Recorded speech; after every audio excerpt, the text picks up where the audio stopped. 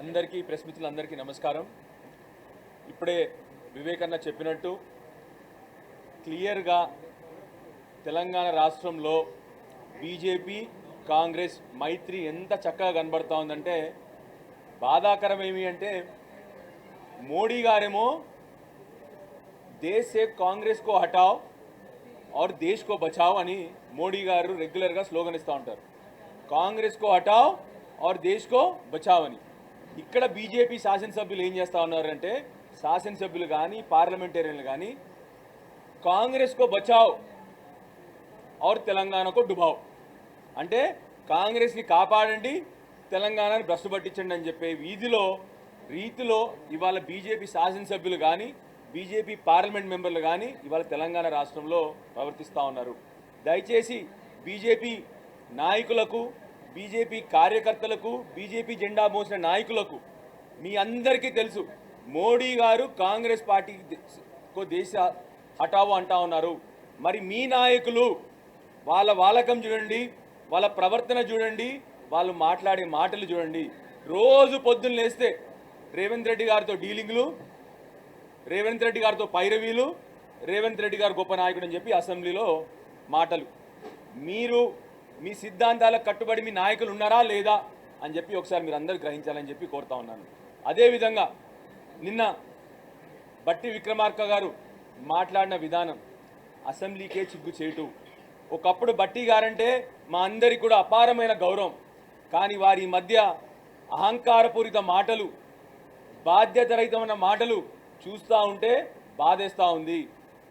పోయిన అసెంబ్లీ సెషన్లో మా సీనియర్ శాసనసభ్యురాలు, సీనియర్ మాజీ మంత్రివర్యులు, ఆయన కంటే కూడా సీనియర్ అయినటువంటి సబితా ఇంద్రారెడ్డి గారిని ఒక మహిళా శాసనసభ్యురాలిని పట్టుకొని ఏం ముఖం పెట్టుకొని ఈ అసెంబ్లీకి వచ్చినారని చెప్పేసి మాటలు మాట్లాడిన మీ అందరూ జారిన విషయం మీ అందరు కూడా గ్రహించింది.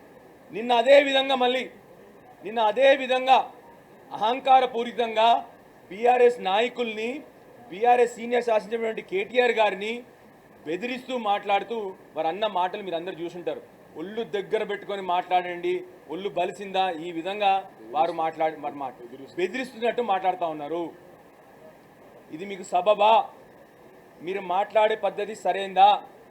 అది కూడా కేటీఆర్ గారు అన్న మాట ఏంటి? నిన్న మీ శాసనసభ్యులు అంటే మీరు అందరూ చూస్తూ ఉన్నారు న్యూస్ పేపర్లో, ఇవాళ కాంగ్రెస్ శాసనసభ్యులే చెప్తా ఉన్నారు ఇది 30% కమిషన్ ప్రభుత్వము, మేము పోయినా 30% అడుగుతున్నారు శాసనసభ్యులు కూడా అని చెప్పేసి శాసనసభ్యులు కాంగ్రెస్ మేము అనలేదు, కాంగ్రెస్ శాసనసభ్యులు అన్నారన్న విషయం, కాంట్రాక్టర్ అన్న విషయం, కాంట్రాక్టర్లు మీ ఆఫీస్ ముందర ధర్నా చేసిన విషయం కేటీఆర్ గారు అసెంబ్లీలో ప్రస్తావించిండ్రు.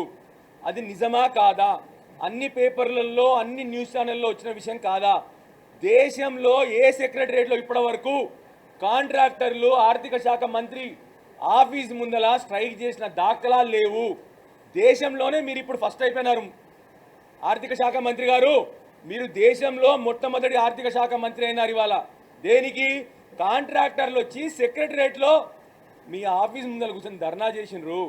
కేటీఆర్ గారు ఏమీ అనలేదు. కేటీఆర్ గారు కేవలం మీ శాసనసభ్యులు కాంట్రాక్టర్లు చెప్తున్నారు ఈ విధంగా, దాన్ని సవరించుకోండి అని చెప్తే ఒళ్ళు దగ్గర పెట్టుకొని మాట్లాడిన బెదిరింపు మాటలు మాట్లాడుతూ ఉన్నారంటే మీరు ఎంత అవివేకంగా, ఎంత బాధ్యతారహితంగా, మీ స్థాయికి అది సబబా అని చెప్పి మిమ్మల్ని మళ్ళీ కోరుతా ఉన్నాను. ఇప్పటికైనా మీరు మాట్లాడిన మాటలు మీకు హుందాతనం కాపాడుకోవాలి అంటే ఉప ముఖ్యమంత్రి గారు దయచేసి మీరు నిన్న మాట్లాడిన మాటలు ఉపసరించుకోండి, వెంటనే విత్డ్రా చేసుకోవాలని చెప్పి కోరుతా ఉన్నాను. భవిష్యత్తులో ఇలాంటి అహంకారపూరిత మాటలు మానుకోండి. ఒక్కసారి ఆర్థిక శాఖ మంత్రి కాగానే మీ మీద బాధ్యత పెరిగింది. కానీ మీరు రోజు ఒకప్పుడు మీరంటే మా అందరికీ కూడా హుందాగల నాయకుడు గౌరవం ఉండేది. ఈ రోజుకి మీకు అహంకారపూరిత మాటలు ఇవన్నీ సబబు కాదు. పోయినసారి మా ఎమ్మెల్యే సబితమ్మ గారిని ఇన్సల్ట్ చేసినారు. నిన్న మా అందరి శాసనసభ్యుల్ని కూడా ఇష్టం వచ్చినట్టు మాట్లాడినారు. కాబట్టి ఇది మీకు సబబు కాదు. భవిష్యత్తులో మాట్లాడకండి అని చెప్పి మిమ్మల్ని మీడియా ద్వారా కోరుతా ఉన్నాను. Thank you. జై తెలంగాణ.